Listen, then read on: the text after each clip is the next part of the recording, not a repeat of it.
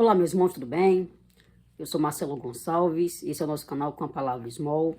Antes de mais nada, quero agradecer a todos vocês, porque nós passamos dos 50 inscritos. Quarta-feira, agora, nós postamos um vídeo muito especial em comemoração a essas inscrições que vocês têm nos apoiado. E pedimos, então, que vocês continuem nos apoiando, né? Deixando o seu like, compartilhe esse vídeo para que outros irmãos possam crescer conosco na mensagem de Deus. Inscrevam-se aqueles que estão assistindo, mas ainda não são inscritos. Dão uma olhadinha aí se vocês são inscritos. Ativem o sininho para receber notificações. Isso é muito importante para que vocês possam sempre estar atentos aos novos vídeos. E é isso aí, irmãos. Vamos para a vinheta e vamos dar sequência ao nosso estudo, então, em 1 João.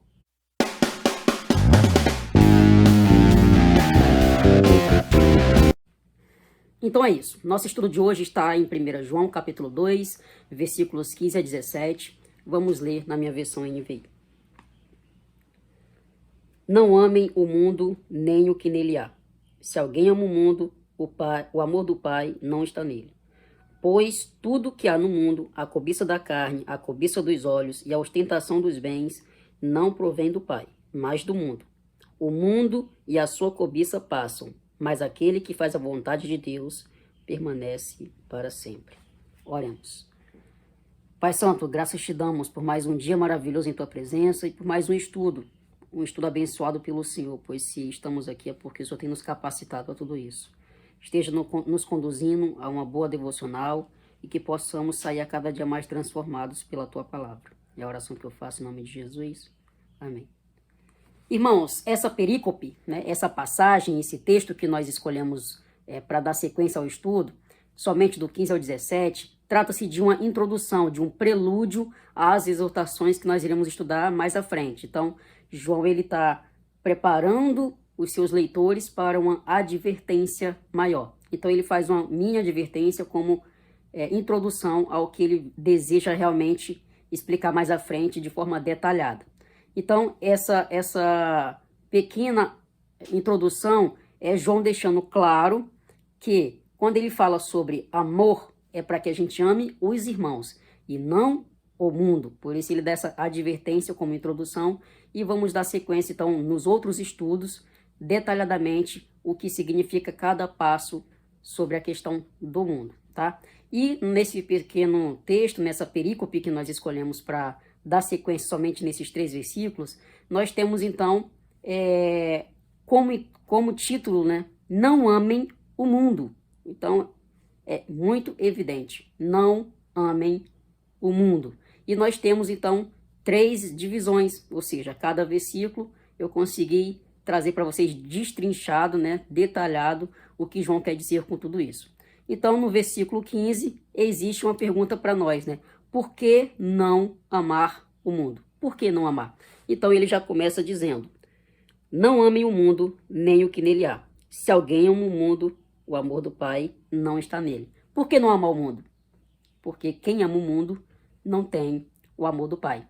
Quem ama o mundo não tem o amor daquele que mandou seu filho para nos salvar. Simples assim. Lá em João 3,16 nós temos o versículo que muita gente conhece, porque Deus amou o mundo de tal maneira que enviou seu Filho unigênito para todo o que nele crê, não pereça, mas tenha vida eterna, ou seja, não morra, mas viva para sempre. Sim, temos esse texto. Isso é uma verdade, claro. O próprio João escreveu, né, no seu evangelho. Porém, esse amar o mundo de tal maneira ao ponto de enviar seu filho para morrer em nosso lugar, não significa que é amar as coisas do mundo. Não significa isso. Tanto que o texto continua, para que todo que nele crê não pereça, não morra, mas tenha a vida eterna. Ou seja, se eu amo o mundo, eu não pertenço ao reino de Deus. Simples assim. Então, não amem o mundo. Por que não amar? Porque se eu amo o mundo, não pertenço ao reino de Deus. Simples assim. Mas então, a segunda pergunta para nós. O que há no mundo para que eu não o ame? Porque João deixou tão claro na sua carta, não amem o mundo. Então, nós temos no versículo 16, que diz o seguinte. Pois tudo que há no mundo, a cobiça da carne, a cobiça dos olhos e a ostentação dos bens, não provém do Pai, mas do mundo. Então, o que que há no mundo? Nós vamos ter essas três palavrinhas aqui. Cobiça da carne, cobiça dos olhos, perdão, palavrinhas não, três entendimentos do que há no mundo. Cobiça da carne, cobiça dos olhos e ostentação. Então nós vamos ver essas três divisões, que nesse versículo 16 deixou bem claro que é a cobiça da carne, a cobiça dos olhos e a ostentação dos bens. Nós vamos ter isso destrinchado, que é o que há no mundo para que eu não ame o mundo. Então, a cobiça da carne na NVI, como está escrito, eu olhei mais algumas versões. A Almeida Corrigida e Revisada e a Almeida Revista e Corrigida, elas seguem o mesmo, a mesma versão, a mesma tradução, que é concupiscência da carne. E a nova tradução da linguagem de hoje, ela fala o seguinte: maus desejos da natureza humana. Então, cobiça da carne, maus desejos da natureza humana, concupiscência da carne. Trata-se de um desejo e prazer sexual como o único sentido para a vida. Então, nesse sentido de que o desejo da carne, que a cobiça da carne, que esses maus desejos da natureza humana, elas refletem os desejos, os prazeres sexuais como algo exclusivo para a vida, como algo exclusivo para a satisfação da minha vida, entendemos então que é por isso que muitos casais hoje, que na verdade a sociedade está em decadência, está caindo, está despencando quando se fala em relacionamentos conjugais. Então, casados, namorados, noivos, existe então uma decadência quando se fala nisso, justamente por causa dos desejos da carne, onde se falam de sexo como se fosse algo tão normal fora do casamento e dentro do casamento como se fosse algo tão anormal. Então as pessoas invertem os valores de certa forma ao ponto de pessoas fazerem sexo antes do casamento dizendo que tem que fazer um test drive. Então aqueles que vão comprar carro, vão na concessionária, fazem test drive, avaliam o carro, gostei, vou comprar o carro. Então namorados fazem test drives para saber se vale a pena casar. Outros acham que somente porque fazer sexo é importante para que quando chegar no casamento está experiente. Em contrapartida, no casamento, as pessoas acham que estão cansados de ter sempre o mesmo parceiro, a mesma parceira. Então, por causa dos desejos da própria carne. Porque o desejo da carne, nós vamos ver daqui a pouco sobre a questão de ser passageiro, né? As coisas do mundo são passageiras. Então, o desejo da carne passa. E aquilo que a gente almeja como mais importante para a nossa vida, ele passa. E aí aquilo que a gente coloca como primordial perde seu valor. Por isso, não ame o mundo, porque existe o prazer da carne. E isso não agrada a Deus. Temos também, então, a concupiscência dos olhos. Ou seja, nós podemos ver também em algumas versões, eu também separei, né? A Almeida Corrigida e Revisada, Almeida Revista e Corrigida, e também a nova tradução da linguagem de hoje, que diz o seguinte termo: NVI, cobiça dos olhos, corrigida e revisada, concupiscência dos olhos, e a nova tradução da linguagem de hoje fala vontade de ter o que agrada os olhos. Só que antes da gente entrar, eu quero só trazer uma observação que veio na minha mente aqui sobre a concupiscência da carne, que é o seguinte: tá tão natural hoje a sociedade falar de sexo fora do casamento, que inclusive eu passo por alguns... Não, eu não fico constrangido, porque eu respondo claramente da forma bíblica. Mas as pessoas chegam a perguntar para mim, sabendo que eu sou cristão, as seguintes perguntas: e aí, cara, já tá casado? Eu falo: não, não tô casado. E aí, cara, não, mas tá namorando, né? Tá noivo? Não, continuo solteiro, não tô namorando, não estou noivo. Aí as pessoas, sabendo que eu sou cristão, têm a audácia de continuar perguntando, né? A audácia de continuar seguindo o questionário. Mas pelo menos sexo você tá fazendo, né? Porque isso aí não tem quem aguente. Então, nessa hora, aqueles que me conhecem sabem que eu já ando com a cara fechada, mas na hora mesmo que essa pergunta chega, eu fecho mais ainda a minha cara e respondo assim, já com, não com ignorância, né? Mas já não tão mais satisfeito em responder, porque as pessoas sabem que eu sou cristão, sabem do meu posicionamento. E quando eu respondo, muitos ficam constrangidos e outros ainda brincam, né? Cara, você é um lunático, você é um fanático pela religião, nada a ver, sexo, não foi Deus que criou o sexo. Então, assim, ainda tentam contra-argumentar. Não foi Deus que criou, o sexo é prazeroso. Então, eu tenho que, às vezes eu até canso de explicar, né, que é prazeroso dentro do casamento, porque Deus criou sim, de fato, para que a humanidade fosse procriada, né. Mas assim, é tão natural que é uma decadência tão grande que as pessoas, sabendo do posicionamento, elas fazem pergunta como se fosse algo primordial para a vida. Ou seja, porque eu não faço sexo, então eu não estou feliz. Não, então vocês têm que entender que o desejo da carne, ele passa. E o que eu estou vivendo hoje é para a eternidade. Então, que a gente possa então estar se mantendo nessa questão aqui, tá? Entender que talvez, ao meu pensamento, ao meu ver, de acordo com a minha interpretação do texto da Bíblia, a minha interpretação do que eu vejo na sociedade, a decadência social com relação a relacionamentos, talvez seja porque existe um prazer maior do que aquilo que é eterno. Bom, voltando então para a concupiscência dos olhos. Gente, nada mais é do que um prazer da carne que eu não consigo fazer. Ou seja, aquele sexo, aqueles desejos que eu almejo fazer na carne, eu não faço, mas eu desejo. Então, eu estou desejando tudo aquilo. Eu faço na minha imaginação. Então, por que eu voltei atrás para concluir sobre desejos da carne? Porque é o mesmo assunto, só mudou a ação. Eu não faço mais no ato, mas eu faço em pensamento. Então, concupiscência da carne, concupiscência dos olhos, nada mais é do que desejos, prazeres carnais voltados para satisfazer sua vida com relação a sexo. Porém, um é no ato, na prática, e o outro é no pensamento, na minha imaginação, mas não deixa de ser pecado. E também estudamos sobre a ostentação dos bens. Mais uma vez, em mais 3 versões. 2 versões é o mesmo entendimento, soberba da vida. E na nova tradução da linguagem de hoje, fala orgulho pelas coisas da vida. Mas assim, soberba, ostentação por si só, já é algo que fica evidente no nosso entendimento. Mas nada mais é do que vamos falar na linguagem de hoje, né?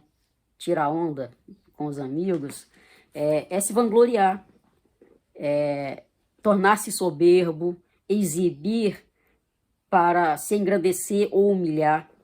Muitas vezes é exibição para humilhar alguém, ou exibição não para humilhar, mas só para se engrandecer. E quando eu me engrandeço, eu acabo rebaixando o outro. Então, é dar mais valor às coisas materiais, às coisas passageiras, do que aquilo que é eterno, aquilo que é de fato valoroso. Então, ostentação dos bens nada mais é do que ser soberbo, engrandecer-se, querer rebaixar os outros para crescer. Isso é ostentar os bens. É usar daquilo que eu tenho. E até contextualizando também, podemos imaginar por questões sociais, não é só o dinheiro em si, mas por eu ter uma formação e você não tem, é por eu ter um convívio social com tais pessoas que você não tem, é por eu, sei lá, ter mais dinheiro realmente do que você. Então, ostentar é se engrandecer. E isso também é causado pelo pecado que há em nós. Isso é causado pelo nosso desejo, pelo nosso coração. Nada mais é do que satisfazer o meu ego para que eu me sinta completo. Então, por que não amar o mundo? Porque existem essas coisas. Então, além de entender que eu não devo amar o mundo porque o mundo não me leva a fazer coisas boas, mas sim Deus me leva a fazer, eu também tenho que entender que o que há no mundo é exatamente isso. São coisas que satisfazem apenas meus desejos carnais. Por isso, quando João fala, não ame o mundo, ele fala, primeiro, por quê? É porque quem ama o mundo não pertence a Deus. Segundo, porque o que há no mundo são prazeres que nos afastam de Deus. E, em terceiro, nós temos as consequências. Ou seja, para aquele que não ama o mundo, para aquele que foge daquilo que não agrada ao Senhor, ele tem a garantia da vida eterna. Ele tem a salvação. Mas aquele que ama o mundo, aquele que ama, que cobiça, que tem esses desejos, esses anseios carnais, eles estão longe de Deus. Então, no versículo 17, João esclarece as consequências disso tudo, tanto para quem ama o mundo, quanto para quem não ama o mundo. Diz o seguinte: o mundo e a sua cobiça passam, mas aquele que faz a vontade de Deus permanece para sempre. Ou seja, quem ama as coisas do mundo fica limitado. Acaba, um dia acaba. Mas aquele que ama as coisas do reino tem a garantia da vida eterna. Mas essa garantia é somente proveniente daqueles que creem em Cristo como único e suficiente Salvador. Somente assim a gente vai ter o poder do Espírito Santo agindo em nossas vidas para, então, nos livrar do pecado, evitar o pecado, no caso, lutar contra o pecado e aí garantir a vontade de Deus ao invés da minha própria vontade. Com tudo isso, nós temos 3 aplicações. A primeira, não ame o que é passageiro. Ou seja, nós estamos no mundo, mas não pertencemos a este mundo. As coisas do mundo, elas acabam, são passageiras, tudo passa. Mas quando a gente segue conforme a vontade de Deus, nós temos então a vida eterna. Aquele que ama o mundo está caminhando a passos largos para o inferno. Aquele que ama o Senhor está a caminho da eternidade junto ao Pai no céu. Então, não ame o que é passageiro. Procure valorizar aquilo que é eterno. Valorize as coisas do reino. Valorize o Senhor. Para que a gente possa, de fato, ter sempre essa convicção de que a eternidade é melhor do que aqui. Segunda aplicação, avalie as suas atitudes, avalie os seus desejos, na verdade. Tá? Avalie os seus desejos. Os seus desejos, eles são carnais, os seus desejos, eles são para satisfazer sua própria vontade. Avalie. Esteja atento se a sua vontade, se o seu desejo, ele é para agradar o Senhor ou não. E até, talvez, gerando alguma polêmica, esteja atento, inclusive, com as obras do reino. Ou seja, quando você serve ao reino, esteja atento a isso, porque muitas vezes você está satisfazendo o seu prazer em servir na sua igreja, quando a sua família talvez não está sendo suprida como deveria ser por você mesmo. Então, não é para causar polêmica, mas esteja atento, porque muitas vezes eu comento com os meus amigos, até mesmo com o meu pastor, que é muito prazeroso servir. É prazeroso servir. Há um tempo atrás, a gente tinha alguns projetos na igreja, e a gente ficava até altas horas, a gente virava meia-noite na igreja, servindo, preparando as coisas. É prazeroso. Mas olha só, esteja atento, se até nesse prazer não é somente sua vontade carnal. Avalie-se também no seu lar, se nas outras áreas da sua vida você tem também honrado ao Senhor. Avalie seus desejos, para que não seja somente carnal, mas sim para a glória de Deus. Para que no final de toda boa obra, você não sinta vangloriado, mas sim glorificando ao Senhor. Terceira e última aplicação, garanta o eterno na sua vida. Quando eu falo garanta o eterno, é garantir o eterno com E maiúsculo, ou seja, garantir a Cristo. Essa garantia não vem de nós, essa garantia não é minha, essa garantia não vem de você, essa garantia é única e exclusiva do nosso Senhor. O Deus Pai que enviou seu Filho para morrer em nosso lugar. Foi essa morte na cruz e a sua ressurreição provando ser Deus que nos dá essa garantia de poder crer nele e então vivermos eternamente com o Pai lá no céu. Então, nós vamos só relembrar as 3 aplicações e vamos para a grande ideia do texto. Primeira aplicação, não ame o que é passageiro. Segunda aplicação, avalie os seus desejos. Terceira aplicação, garanta o eterno na sua vida. E a grande ideia fica da seguinte forma. Só é possível não amar os prazeres desse mundo se o amor de Deus flui sobre mim. Que os irmãos fiquem com Deus e até nosso próximo estudo. Mais uma vez agradeço aos mais de 50 inscritos e lembro de vocês, o card vai estar passando aqui, para que vocês possam acessar então o vídeo de quarta-feira, onde nós fizemos uma gravação especial em gratidão a essas inscrições. Mais uma vez, muito obrigado, que os irmãos fiquem com Deus e até nosso próximo encontro.